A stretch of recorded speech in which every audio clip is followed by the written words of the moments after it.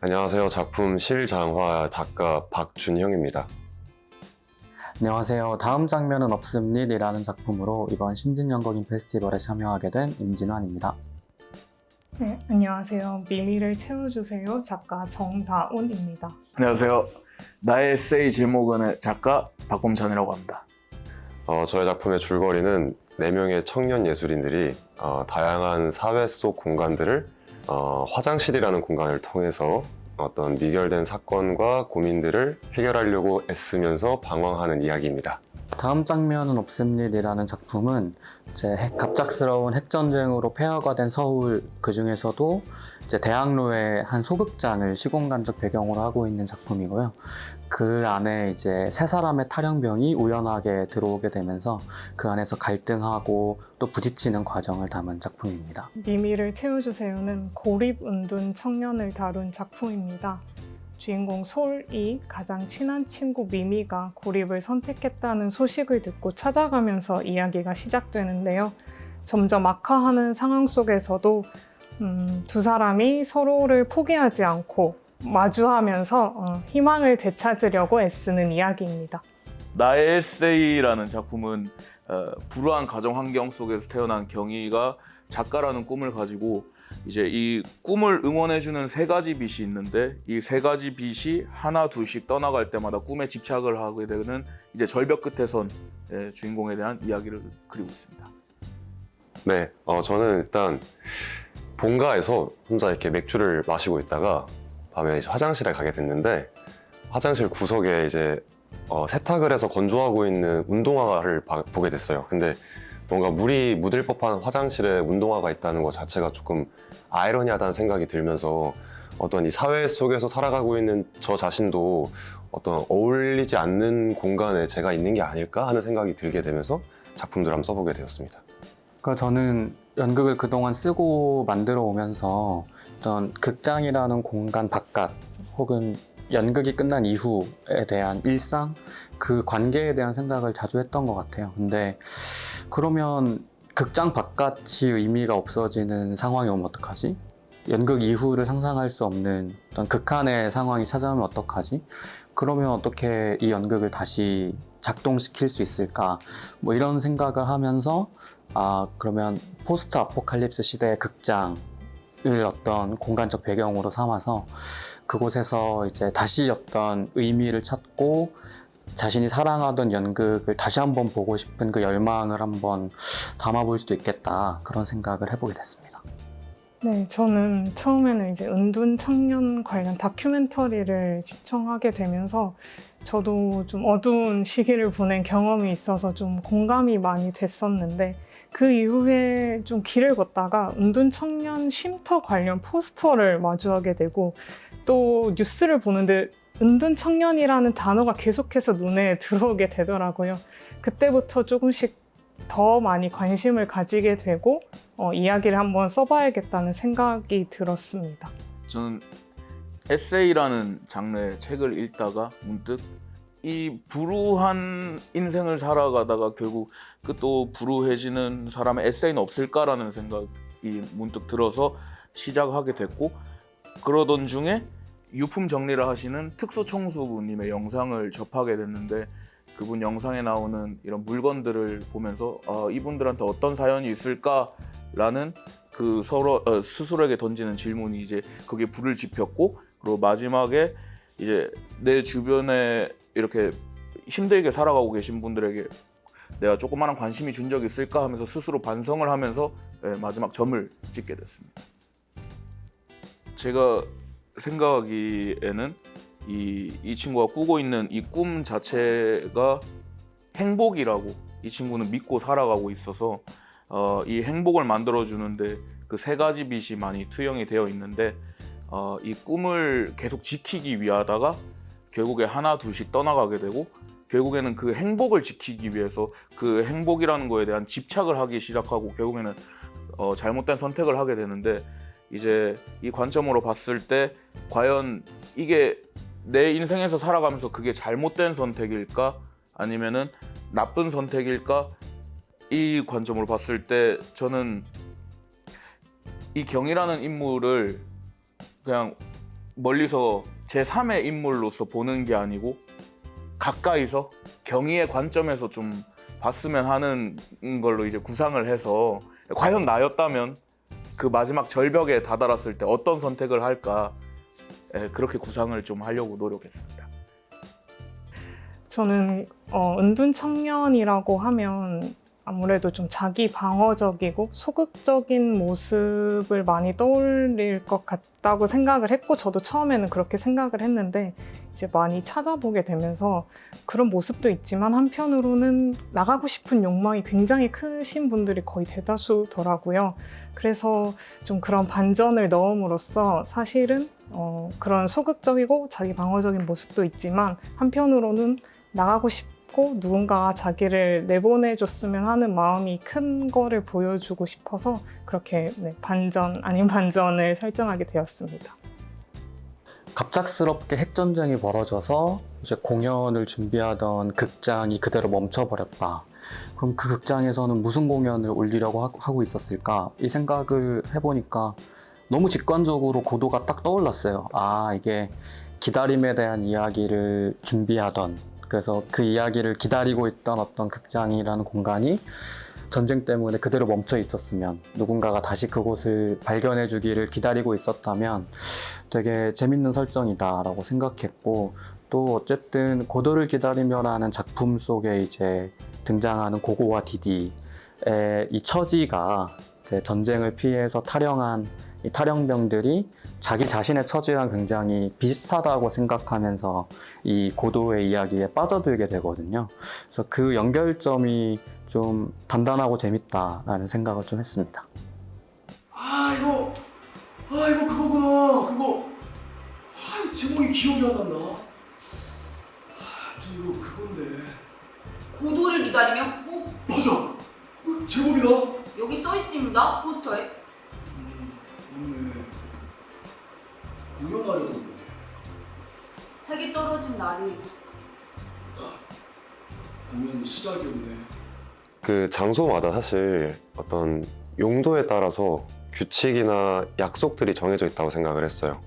근데 그러면 그 공간에서 하면 안 되는 행동이 과연 무엇일까라는 생각을 해봤을 때 저희만의 어떤 문화나 관습 같은 것이 저를 되게 많은 것들을 제한하고 있다는 생각이 들었어요.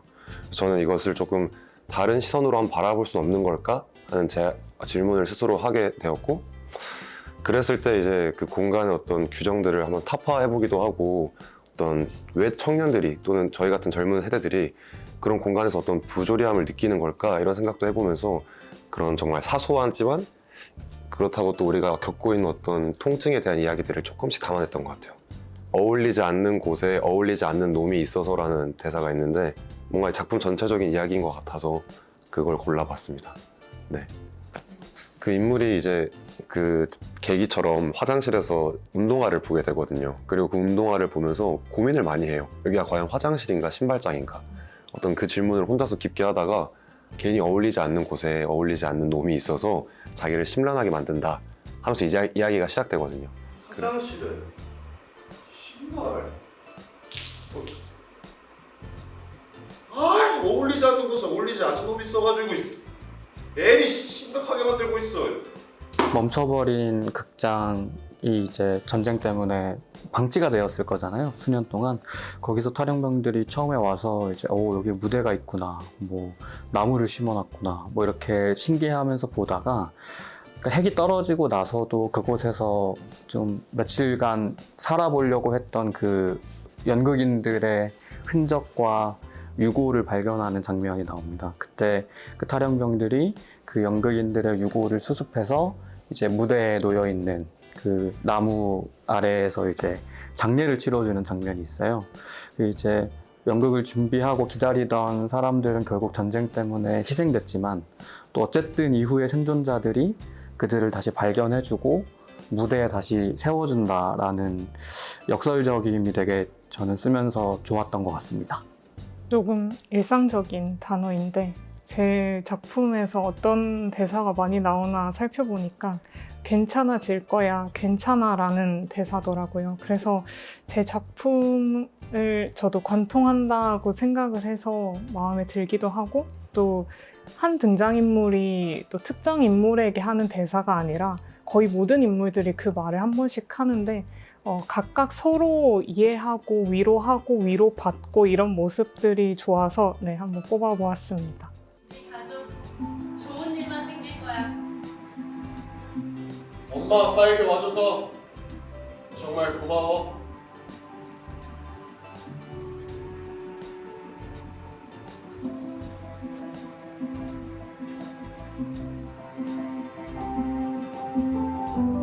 경희가 20대의 마지막쯤에 이제 세 번째 빛 중 하나인 친구를 만나게 되는데 이 친구가 예전에 비해서 많이 색이 많이 변했고 이제 이 친구가랑 이제 결별하게 되면서 어릴 때 이 친구가 자기한테 해주던 말 한마디가 떠오릅니다. 첫사랑은 이루어질 수 없다 하면서 이제 전한수한테 질문을 던집니다. 혹시 꿈은 첫사랑이랑 같다는 말을 혹시 아세요? 어릴 때 친구가 해준 말인데 꿈은 첫사랑과 같은데 첫사랑은 이루어질 수 없다라는 이 두 말이 굉장히 유명한 말인데 이 두 개가 충돌하고 있다라는 대사를 매우 좋아합니다. 왜냐하면 제가 지금 겪고 있는 이 꿈에 대한 고민이 충돌하고 있는 게 좀 잘 뭔가 저가 빗대어서 보여지는 것 같아서. 한수 씨 혹시 이런 말 들어보신 적 있으세요? 꿈이란 건 어찌 보면 첫사랑과 닮아 있다. 꿈과 첫사랑이 닮았다.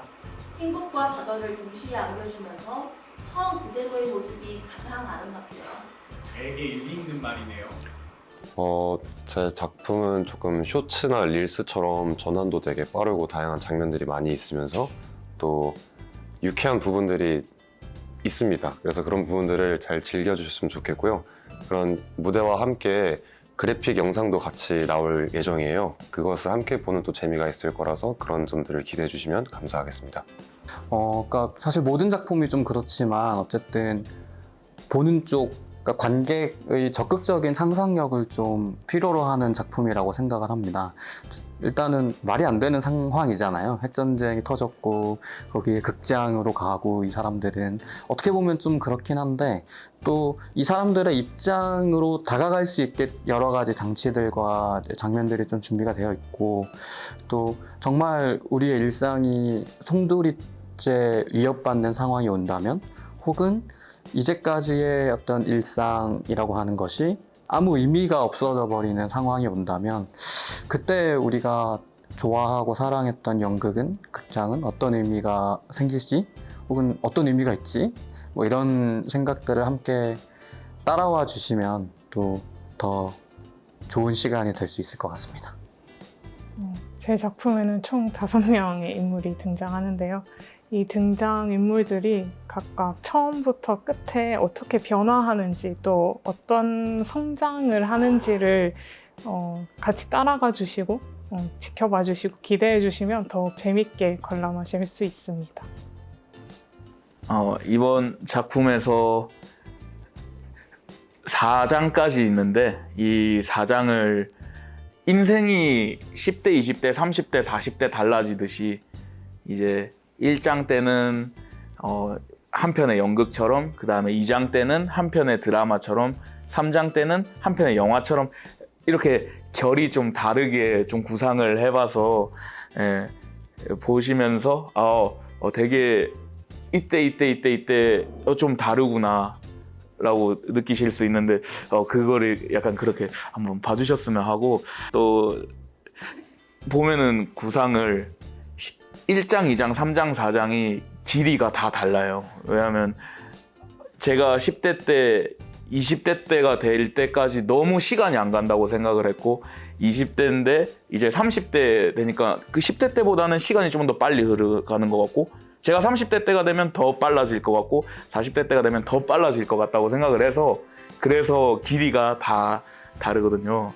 그래서 지금 작품은 이제 절벽 끝에선 여성에 대한 이야기를 했다면 지금 일단 1차로 완고가 지금 된 절벽 끝에선 남자의 이야기를 지금 한번 또 써봤는데 차후로 계속 저는 좀 극적 느낌보다 약간 좀 더 친근하게 다가올 수 있는, 보았을 때 좀 편하게 느껴질 수 있는 그런, 마치 한 편의 드라마를 보는 듯한 그냥 편안하게 흘러가는 걸 계속 쓰고 있는데, 나중에 또 그것도 봐주시면 감사드릴 것 같습니다. 좋은 작품을 많이 쓰는 작가가 되고 싶다는 생각을 했고요. 좀 더 깊이 이해하고 넓게 세상을 바라볼 수 있는 그런 작품을 쓰는 작가가 되고 싶다는 생각을 많이 하고 있습니다. 그러니까 이번 작품을 쓰다 보니까 처음에는 상황이 흥미로울 것 같아서 구상을 시작했는데 그 안에 있는 인물들이 점점 가엾어지기 시작하더라고요. 제가 글을 쓰면서. 그래서 이 작품이 끝나고 나서도 뭐 여러 가지 이제 상황에 대한 뭐 아이디어나 아이템들은 있는데 아직 그 안에서 인물들이 가엾어지고 저랑 연결점을 갖는 단계까지는 아직 오지 않은 것 같아요. 그래서 또 누가 가엾어 보이나, 또 누가 이렇게 좀 쓰지 않으면 안 될 것 같은 그런 애처로운 눈빛으로 이렇게 좀 보이는지, 뭐 그런 점들을 계속 좀 찾아가야 하는 단계인 것 같고, 어쨌든 저는 이제 영상이나 뭐 무대나 혹은 지면을 좀 오고 가면서 작업을 하고 싶어서 어쨌든 한 이야기가 또 여러 매체 혹은 여러 장르로 다루어지는 것에도 좀 관심이 있어서 또 이번 작품도 뭐 무대에서뿐만 아니라 뭐 영상으로 또 도전할 수 있을지 뭐 이런 것들도 좀 시도해 보려고 합니다. 제10회 신진연극인 페스티벌 선정작은 오아라이브에서 만나보실 수 있습니다.